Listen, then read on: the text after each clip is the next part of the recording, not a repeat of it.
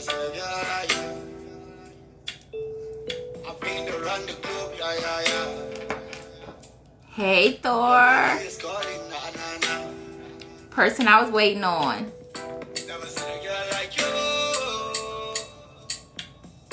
Never seen a girl like you.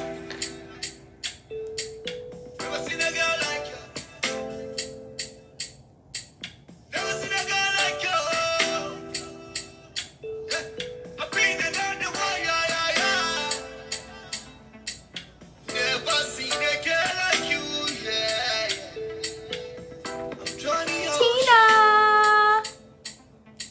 I swear this must be your love potion.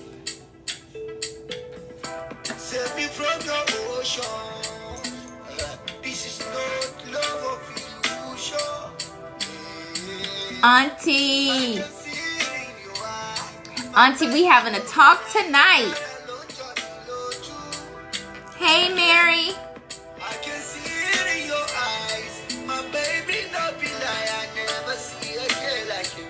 Yeah, you know, yeah, you know. Hey, Paige. Never see a girl like you. Never seen a girl like you. Ocean. Seen a girl like you. Never seen a girl like. All right, so that was Expression by Alino. Don't forget to go out and download his EP Trapped. Auntie, tonight we are talking about Ice Cube's his contract from Black America. The contract. We're talking about that contract. Hey, Ty. And I'm so excited to talk about the contract. The whole contract is online now. It's at cwba.world. And now it's the whole contract. Hello, Denise.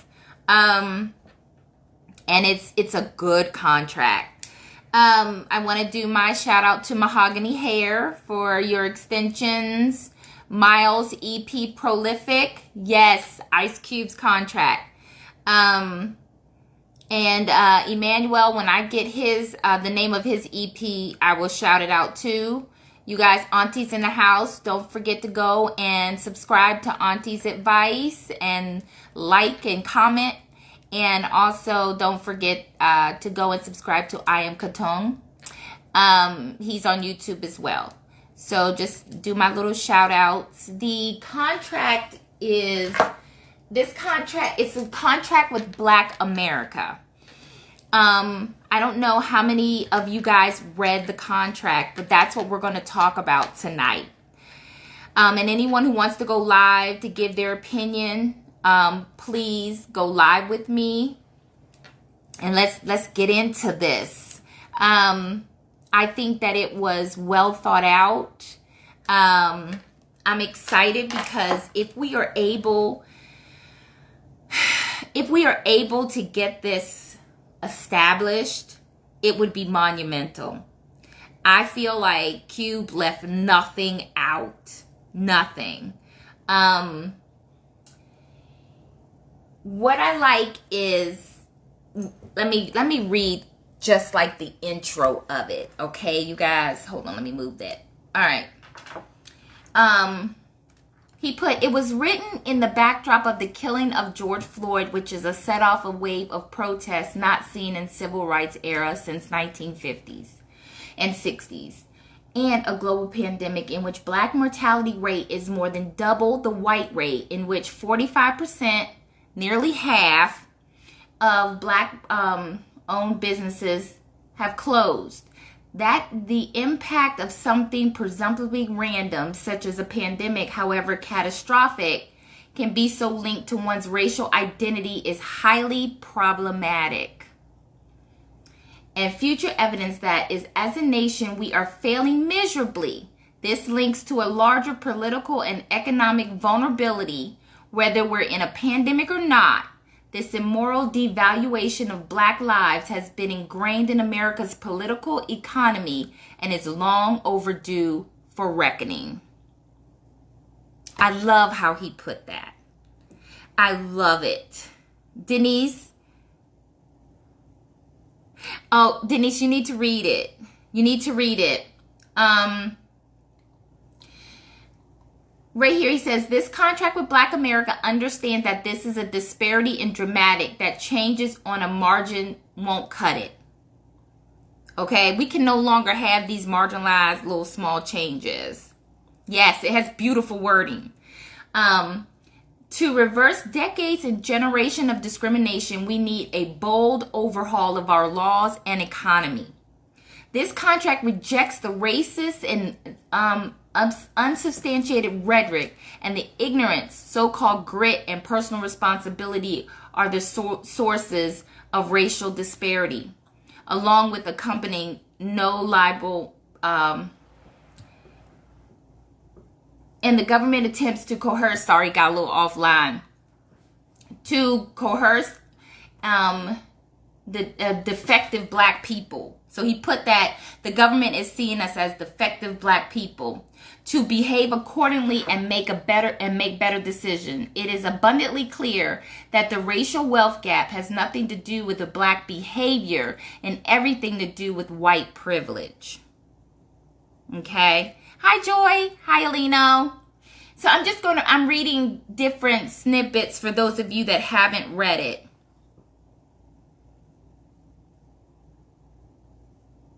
Yes, I saw that posted in a meme, Chris, and yeah.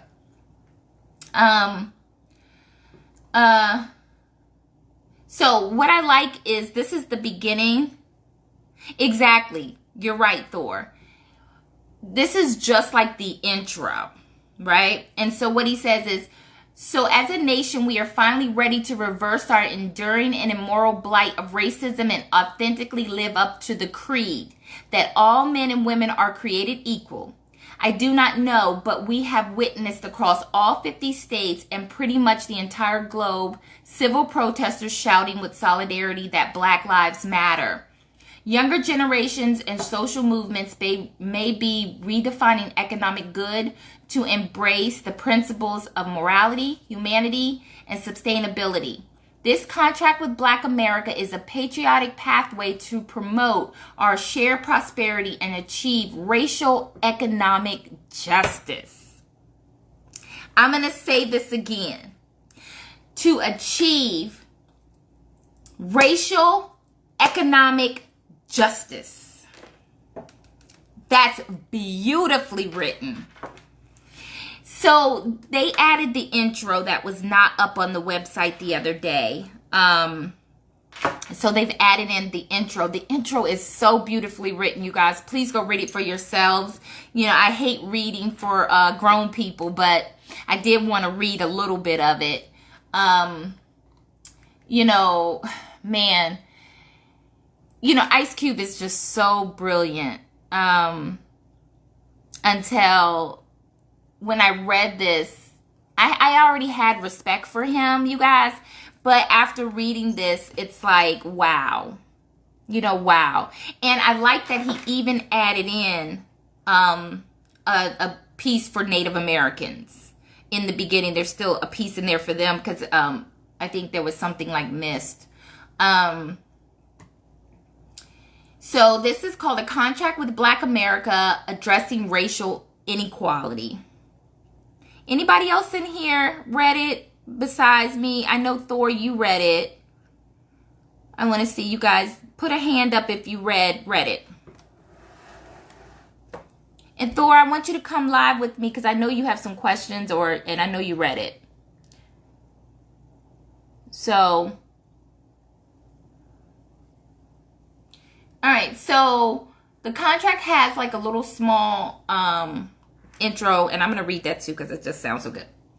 After 400 years of unequal treatment, Black Americans have had enough with gradual reform in a nation that prides itself as the world's greatest democracy.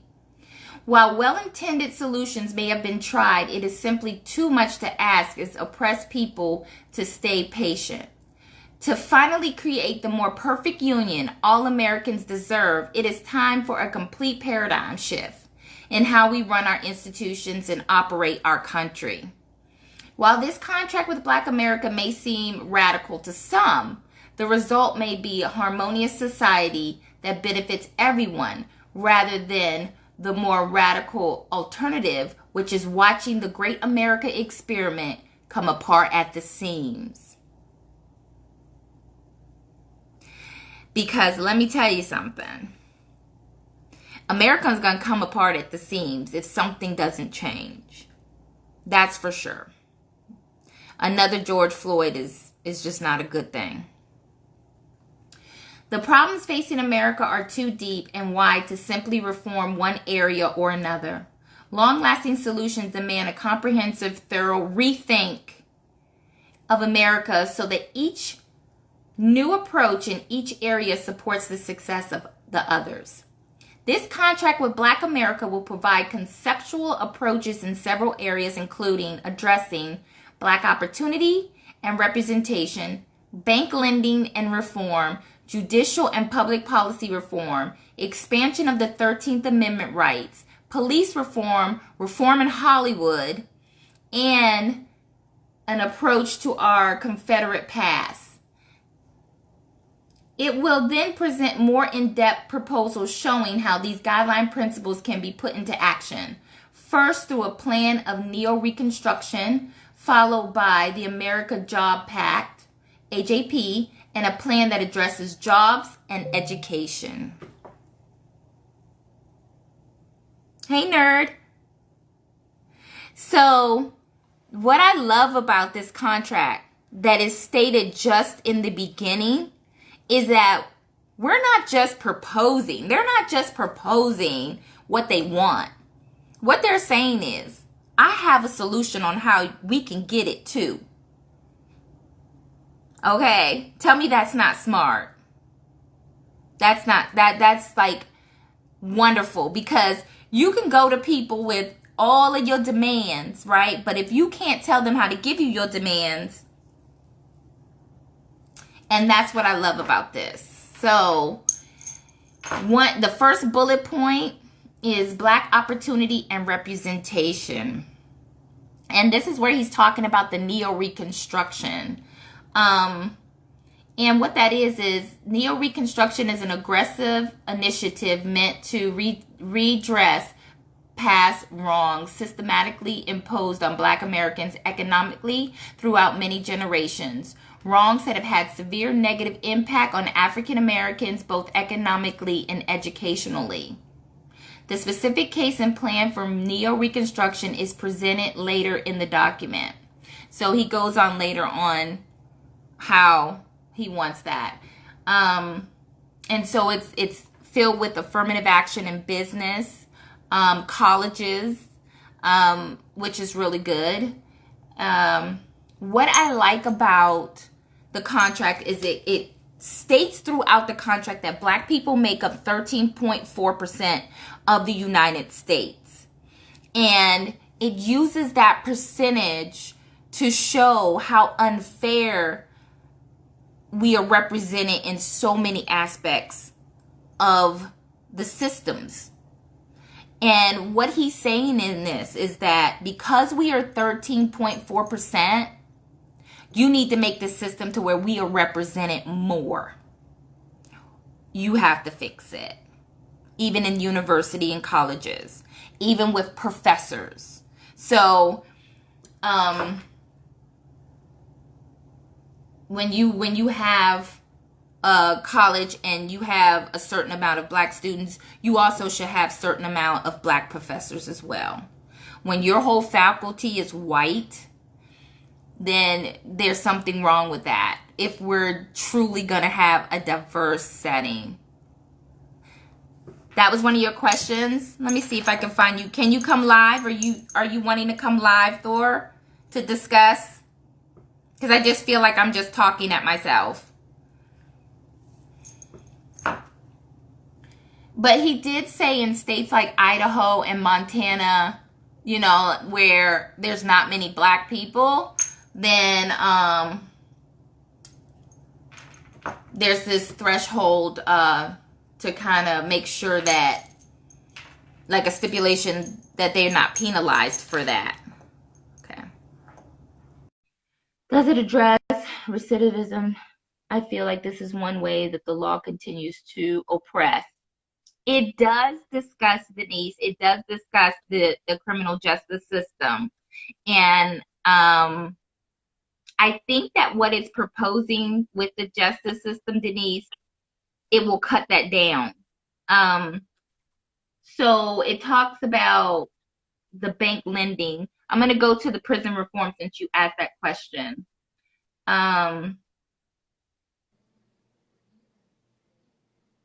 Okay, let me see. And it even goes into police reform too, which is like, it really goes into depth with police reform. Don't you think, Thor? Yeah. Okay. All right, so let me go back up. Because Denise asked that question, and I really do love how some people gonna lose their mind over some of these things that they asking for, though. Especially here too. So with the judicial and public policy reform, they're asking to recognize racism as a public health crisis that mandates a federal response. That was my favorite. Mm-hmm. That was my favorite. So I do believe that it should be a public health crisis. Okay. It says ban all privately run prisons, fines established to be paid by companies that profited off the private prison system. Prisoner labor is not allowed without consent, and that the prisoner should be compensated at the minimum wage and hazardous pay provided for applicable duties. You want to hear my favorite one? I'm about to say it. They should declare it. This is like, when I read this, I actually did sing. Like afterwards, I said, they should declare the Ku Klux Klan a terrorist organization. Yeah. Well, and I thought it already was. No, and it should be. That's why I was really surprised at that. Yes, my thing is that not only the Ku Klux Klan, because they're calling themselves other names. It should be the alt-right. It should be the neo-Nazi groups. It should be the skinheads. All of them. They're under a lot. Yeah, all of them. Lynching should become a federal hate crime with the recommended federal sentence of life. Oh, yeah. And I believe it just became a federal crime, but I don't know about this. It should already be like that. Yeah, but it just happened in January of this year. Well, yeah. That's crazy. They need to speed it up. Right. Now, this is the one that I think that's going to get people crazy. Free non-violent offenders incarcerated for 10 years or longer who have less than 5 verifiable write-ups. Write-ups can be challenged and given due process.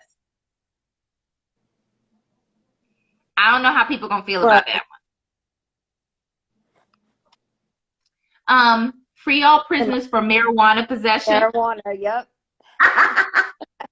You knew that one was going to be like, right? Eliminate laws establishing mandatory minimums. Eliminate 3 strikes law. And these are the ones that hurt predominantly black and brown people. First offense for illegal drug use or possession to require government payment for entry into approved drug rehabilitation program rather than imprisonment. That was one of my favorites. So, and I see that a lot. I don't know if they do it everywhere, but I know here in Arizona, a lot of my patients, you know, they come to see me and, you know, they're not going to get in trouble if they come and get help. So maybe this needs to be widespread. Well, you know that 3 strikes law is really, I mean, huge in California. And I'm from California. I mean, if you go to jail on your 3rd time for like a simple marijuana possession, there's no reason to be, well, there's no reason for that anyway, but I mean, there's no reason to go for 25 years for that. Right. Right. So Exactly. Hello, official. But yeah, but if you get the marijuana charge as your third strike, you're gone for life. yeah, Oh 25 to my life. God. Three times of the same crime. I can't. So yeah, that's good. And it says once a prisoner, this is my favorite. Once a I know they're all my Another favorite. favorite. I'm just so in love with this document. It's not even funny. I know. Okay, I gotta read the full one now. Yes. Yeah, I fell so in love with it. I gave out copies to my coworkers. I fell so in love with it. I was like, y'all gotta read it. Read it. So once a prisoner completes a sentence, voting rights are restored. Yeah. Yes. We have black men serving 20 years for marijuana, while white men killing a spouse gets 10 years. Denise? Okay. Marijuana is legal here in Canada. Ocean, marijuana is legal in some of the states. Colorado, California too, right? Is it all of California? It's actually legal all around me. Okay. So, and I know it's legal here with a card. It's not like Colorado where you can just do it up. I think you have to have a card here. But my thing is, when they made it legal, do they let out the people that they arrested for it? No. I have a problem with that. Because they were arrested before it became legal. I know. I still have a problem with that. Well, yeah, I do too.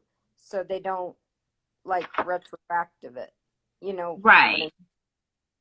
And I'm not a marijuana fan. I've never smoked it ever in my life.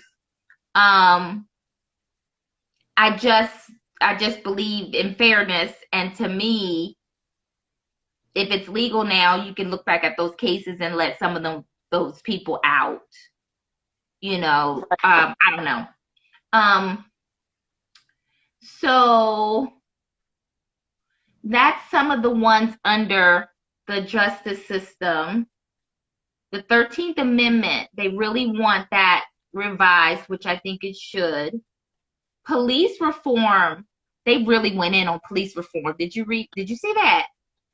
Yeah, Man. well, and I really paid attention to that, because of they've been trying to get a lot done here of just police reform in general. But right. All of our 1% of Black people that we have here. So right. So I really paid attention to that. But I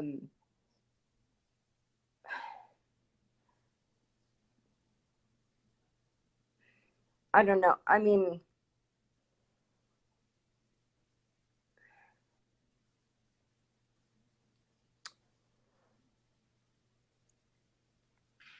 when you read it, go ahead. I'm sorry.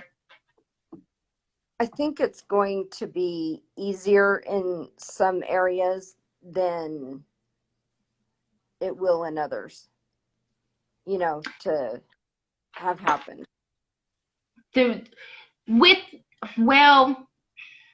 Yes, it will.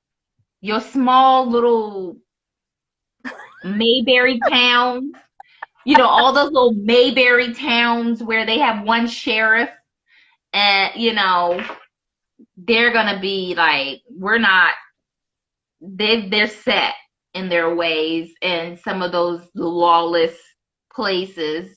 But I believe like the city ones, this would really help. My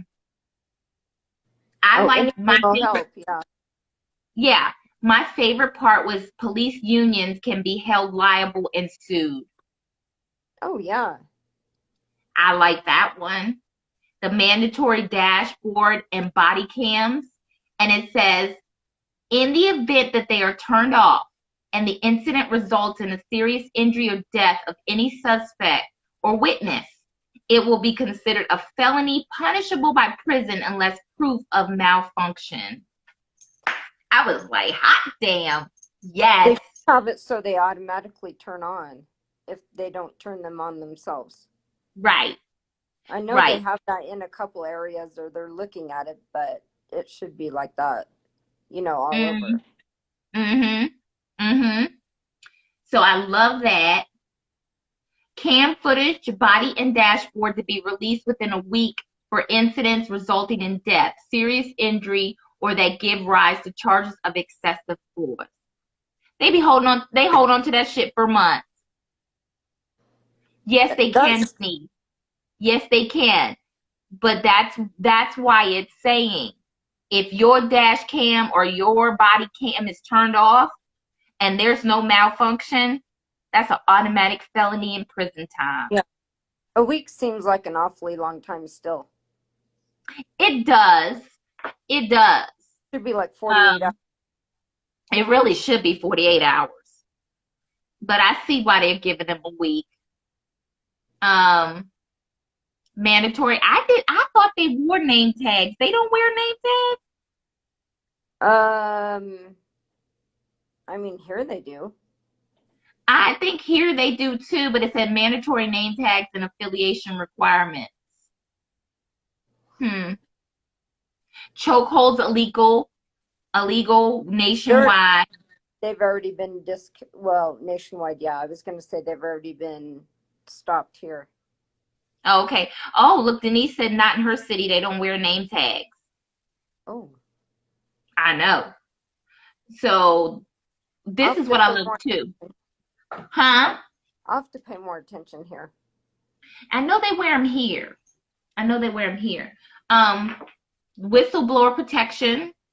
I don't know how you can get whistleblower protection with no police, because they will kill you. But I like it. Tampering with evidence. It's result in automatic dismissal from the force. Oh, yeah. Yes.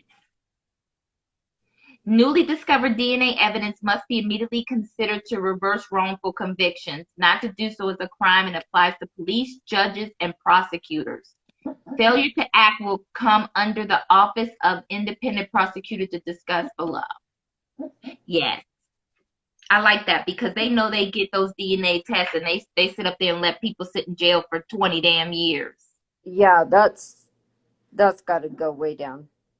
Yeah, that's got to. And if they know that their ass will get prosecuted, yeah. Once fired for cause cannot be rehired. So a police officer fired for use of excessive force, violent and inappropriate actions directed at a citizen, non-use of body cams, or any felony are not allowed to be rehired in any other jurisdiction. They really thought that out, didn't they? I was going to say, I thought they couldn't.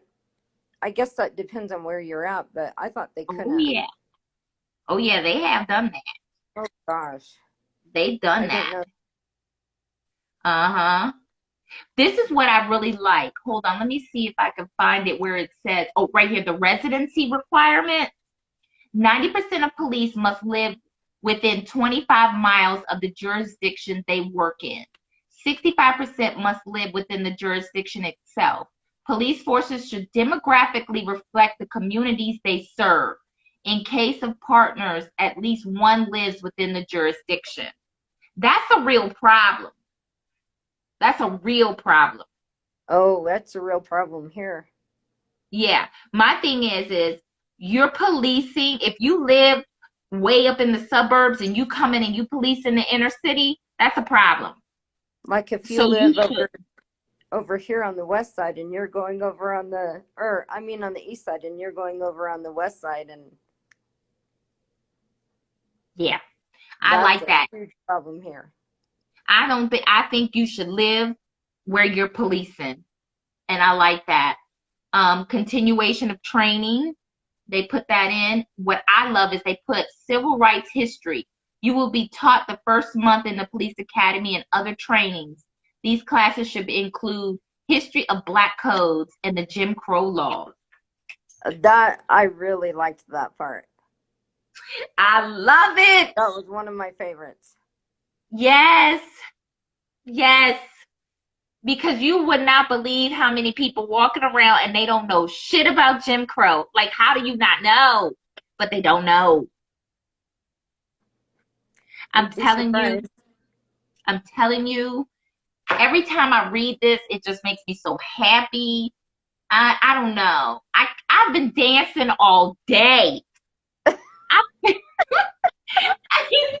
been reading this, and every time I read, I start dancing. In the car on the way home. Right? I'm like, oh, I love this damn shit so much. It's just, it's oh my God. So I had a question for you. Well, okay. I know when you were talking about the 13.4%, do you think that should be a little more? I mean, it seems awfully low to me. For the amount of black people in the United States? Well, 13.4? That too. That's really what they say that we add up to. 13.4%. That's been the percentage for forever. That's what it is. So he's saying in there to have like enrollment and all this other stuff to be at 13. I mean, well, what he's saying is, hold on, let me go back up to it so make sure I'm getting it right. And I really love the bank lending. Oh. I had a question about that too. Yeah, because the bank lending is huge. That's a huge problem. I had a couple of questions about that. Okay, so the affirmative action of all secondary schools, colleges, and universities, public and private. Black enrollment must meet or exceed the percentage of the black population nationwide, which is 13.4%. In addition, okay. Yes. So if the black population in the county the school is located in is greater than 3.4%, the enrollment must increase to that higher percentage. However, 25% black enrollment will satisfy the county requirement if the school can prove they are a national school and less than 30% enrollment from the state in which the school is located. Okay. So they just wanted to represent the population accurately.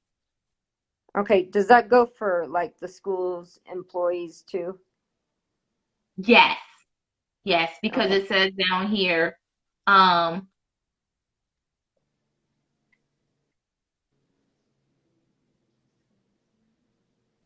where does it say? I saw where it said for the faculty too, that they want the faculty to represent the national average too. Okay.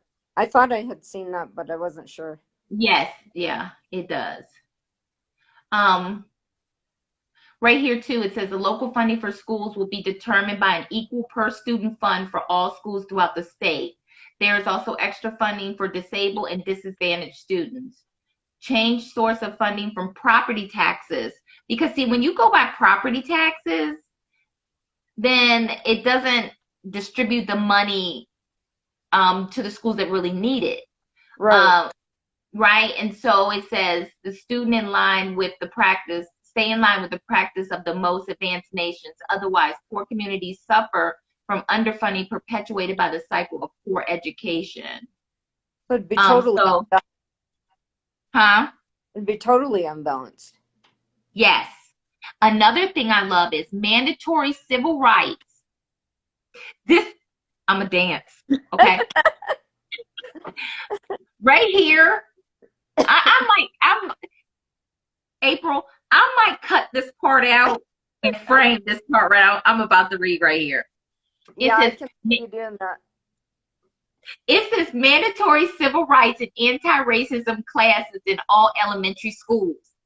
Black scholars will write the textbooks and curriculum adopted for these classes. Institute Black History 365 curriculum.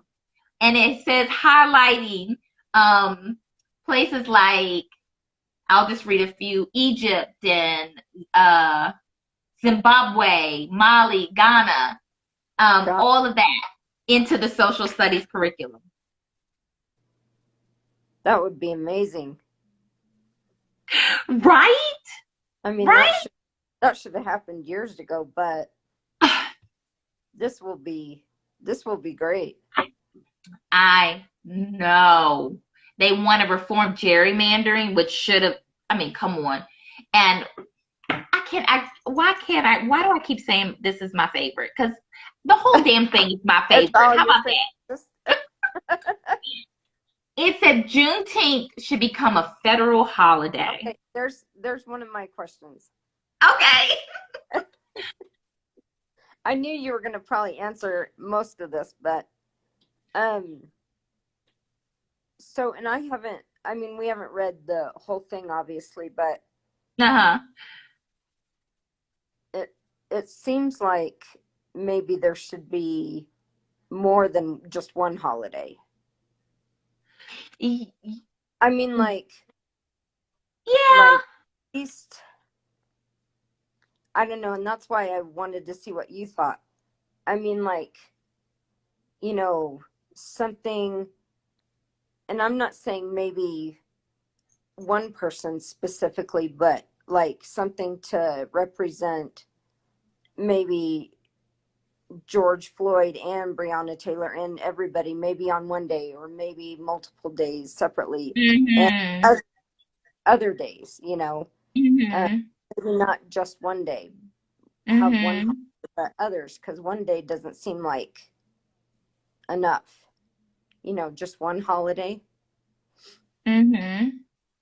Ocean wrote that, hey, look at my husband. Hi, honey. Ocean said that she teaches the little kiddos, and they start teaching them about Black History Month, and they should, you know, to start anti-racism early. So that's just really good to hear that Ocean is part of that they're already doing that in schools where she's at. Yeah, but I get what you're saying when you're saying that there should be more holidays. And I do like what you say about all of our fallen people to police brutality. There should be a day where we celebrate them. Yeah. I agree. And don't forget your casinos. I need a casino.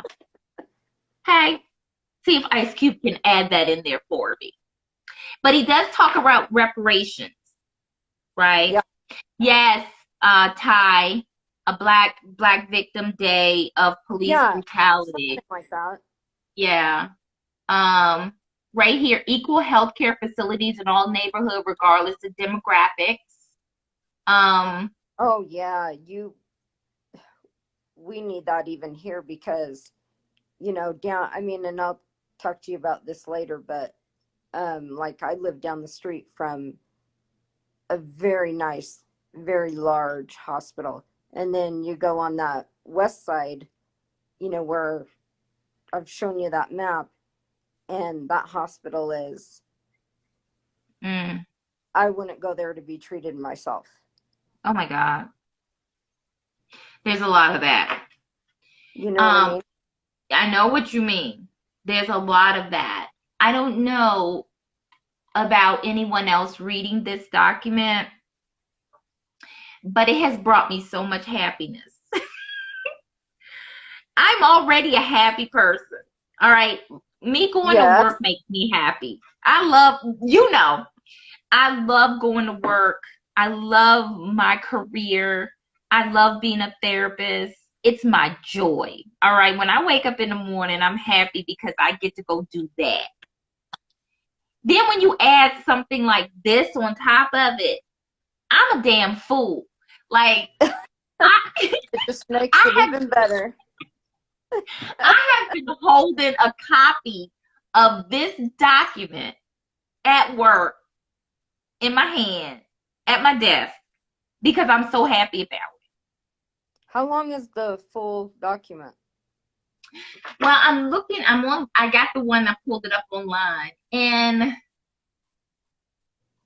it doesn't look like he added anything but an introduction.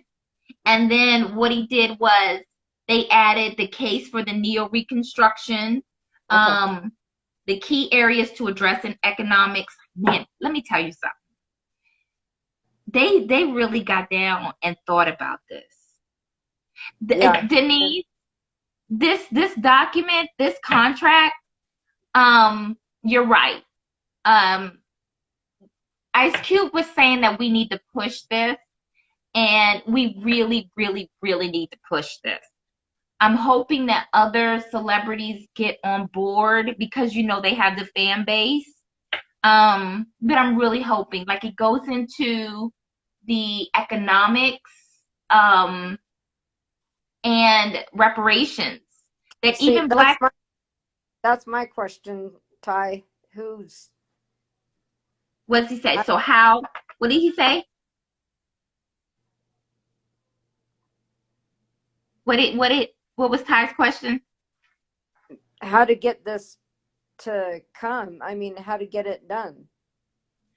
Hold on. So how do we get it into fruition? We gotta push it, and that's why Ice Cube is doing. You'll see him. He's constantly making tapes saying, "Read the contract to Black America." We gotta get more people reading it. And we gotta push it. We gotta post it. We gotta share it. Who has the final? Who would have the final say on it, though? I think it would be taken to the government entities. And I'm not really sure. I know the last time that they talked about reparations, we had people go and speak before the House. So I'm not really sure on that. Mary said, can you explain what is going to be done with this contract? What this contract is going to be is sort of, I guess you could call it sort of like a treaty. That's like the only thing that I can compare it to, Mary, where we present this as your contract with Black America, and that this is how you are going to now take the system and make it for us so we have a fair shot alongside of our white counterparts. And this could be signed within our government system, our House and our Senate, to where these things happen. You know, because a lot of this stuff will change. A lot of this stuff will change laws. So it would have to start in the House and the Senate. I'm no expert. I'm just a therapist. But you're more of an expert than me. Yes, it would have to be broken down by agencies, and they really do have it to where it's an easy read, Mary. But even with the reparations, you have to prove as a Black person that at least on one side there was a slave. There was a person in your family who was enslaved. That may be difficult for some. Yeah. So that's one that I thought was really, really, really good. Challenging. So they go into the economics. They calculate metrics. So they calculate it. Recommendation tactics for restitution. They have it all figured out how restitution can be done. It's already done, even the implementation timeline. They formulate a committee in 2020. They start gathering data in 2021, and they begin the first phase of payments in 2022. They not playing. Then No. they have the key areas to address education. So like that's all laid out with prices. Gosh. Like, man, it's just they have addendums like jobs and education, the American Job Pact. They go back and talk about that. This is it's just Do they get any more into detail with the oh, I had to write it down so I wouldn't forget. With the banking, because I know that yeah, there's a part in there about, because it's so hard for people to obtain loans and yeah, everything, by going into an all white bank that or a bank that's not a black owned bank or something like that. right. It's like so when they talk about the loans, it says, although the Black population is roughly 3.4% of the nation, approximately only 3% of the loans and credit are given to Black people, whether they're credit cards, home mortgages, or Black-owned businesses. In addition, only 1% of the banks are Black-owned or led. That's very, very, very low percentage. And so what he's saying is that bank lending on a yearly basis by percentage of dollar amount must match the Black population in the communities in which the banks serve. Okay? So he wants the dollar amount to match the population of loans. So, however, the minimum threshold must yearly meet the percentage equal to the national Black population. As the Black population increase, this minimum threshold will increase. Okay. And they will do yearly audits to make sure that it's happening. And then he goes into bold print, to be crystal clear, every bank in the United States each year must lend in each category of loan, credit, mortgage, a minimum of 13.4% to Black-owned businesses Yeah. or individuals. Yeah, I do remember that. So they go from 3%. Yes, they go from 3% to 13.4% must be Black loans in home loans for businesses and that. Is there now I couldn't remember reading it. Is there a place in there that says that they must also be so many must be black owned? What, for the businesses? Or no, for the banks? Or does that go along with that Mm-mm. 13.4? No, they're not saying like that 1% has to go up. I didn't read that. I agree, Mary. Take the race question off of applications. What you need to know that for? I know that really bothers me. I check other all the time. There's no need to know that. I think everybody should check other, because what does my race have to do with anything? So yeah, they really do go into the banking, and they include it in the banking. They have the pension funds and all of that. I'm not really a financial person, so I really didn't understand the whole cookie jar part. Yeah. Did you understand that? No, not at all. And I thought that you would, because you're a lot smarter than me. So That is not my lane, April. I know, but you're the professional, remember? Yeah, I was like, I don't know about this cookie jar stuff. I do have someone. I didn't look it up. I thought, oh, Jade will know. No, they don't know. I was like, April might know this. Well, we got to find out about the cookie jar. One of the therapists that I work with, he runs a business, so he probably knows it. He knows all kinds of financial stuff. Yeah. So I might can ask him to explain it to me in layman's terms, because that when it comes to financial stuff, you hire people for that. Um, Right. but what did you think about the document overall? Um, I I really like it, and I really hope that it happens. It needs to happen. Um, I think that I mean there was a couple things that I personally would change. You know, not I would only increase. Mm-hmm. But I definitely got more out of it the second time I read it than the first. I Mm-hmm. think it's something you Mm-hmm. have to read multiple times because there's so much to it. Yeah. And it's detailed and very specific. And it's not something you can read once and just say, "Oh, okay, I get it." You know, No. No. it, you need to read it. I mean, I'll definitely be reading it again and probably more than that. You know, now I've got a whole document to read now that it's Yeah. available. Plus, I plus these books that are sitting here. right. I think the first time I read it, I had to go read it again because I kept getting excited, and then I would read like a couple of a couple of bullet points because it's in bullet points. So I'd read a couple of bullet points, and then I'd run and scream and be like, ah! And then I'd have to come back and then read again. So I had to read it a Right. couple of times because it's so exciting to me. Um, but I don't know. I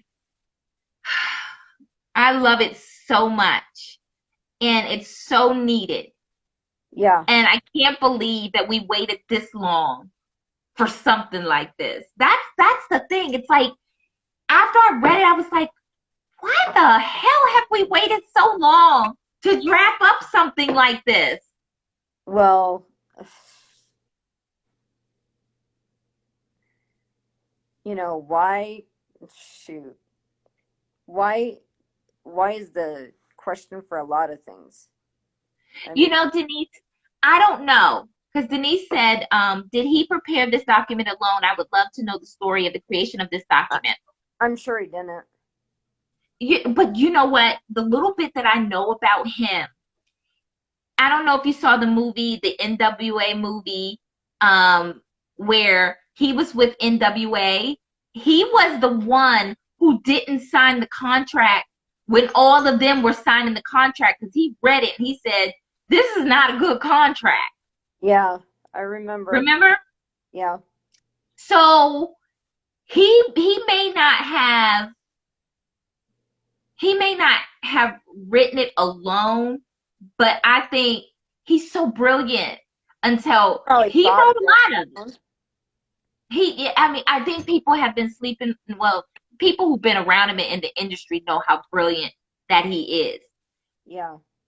But this man is incredibly brilliant, like MIT brilliant. And I don't think people really know that because he's a rapper. They think, oh, he's just a rapper. This Oh, that man doesn't is mean anything. He can still be very he's bright. a genius. Ice Cube is a genius. Hmm.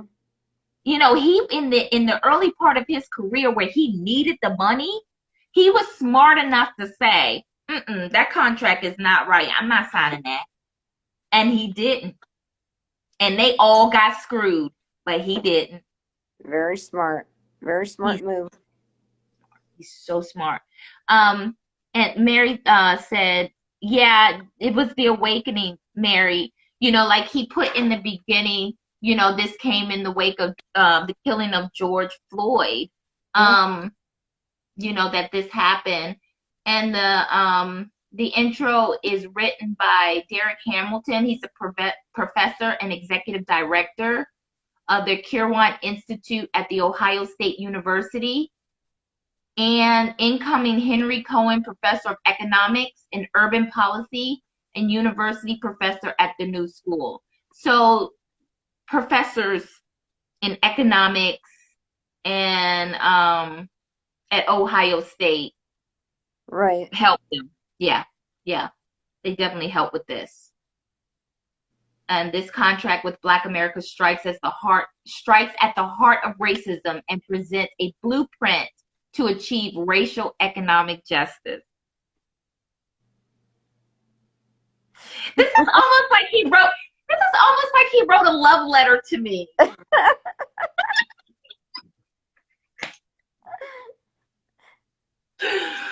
I'm just so happy. I don't know. It's like, I've just been thinking since I read it. I'm just like, oh my God, how does this get pushed? You know, how does this get pushed? You know, I don't know. Like, what do I have on my profile? 1,200 people, and that's about to get cut down to 500 by the time I'm done. So it's not like I know a bunch of people. He's Ice Cube. He knows everyone. I don't know how this can get the momentum. Well, somebody knows somebody who knows. You don't know who people know. I mean, right. So you got to just make sure that whoever you know knows about it, and then I'm gonna push it as hard as I can with my little platform. Yeah, keep telling people about it. I'm gonna have to. Hey, I'm gonna have to, because I love this document so much. I don't think and trust me, I've been reading forever. Yeah, Mary, it's not a one-step process at all. I've been reading for most of my life. I'm research reading now because I want to become a doctor. So reading is my thing. And I've read a lot of great works. But man, this right here is everything to me. I'm going to definitely print this out on good paper, April, like on really good paper. And this sucker's getting framed. I'm not playing. I was gonna say frame it. I'm not playing. Maybe over there on that wall. Yes. Yes. On that empty space. On the empty space. Make an appointment with your senator, show it to him or her, and ask them to back it at the next legislative session. And then line up witnesses to speak on it. Let the Senate vote on it. You know what, Denise? I am so glad I have you in my corner, because let me tell you something. You are a powerhouse. You know some stuff. Okay?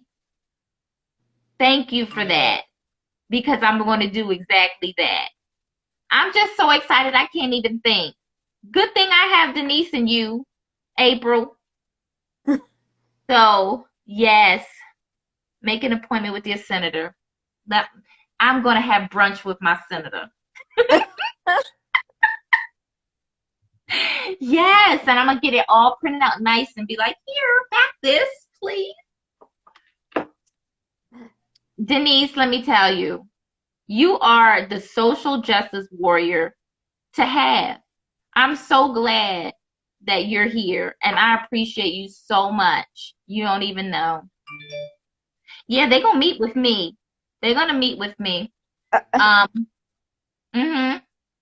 So I got to get out on foot with this document, and then maybe we can push it for people to do what Denise said and meet with the senators.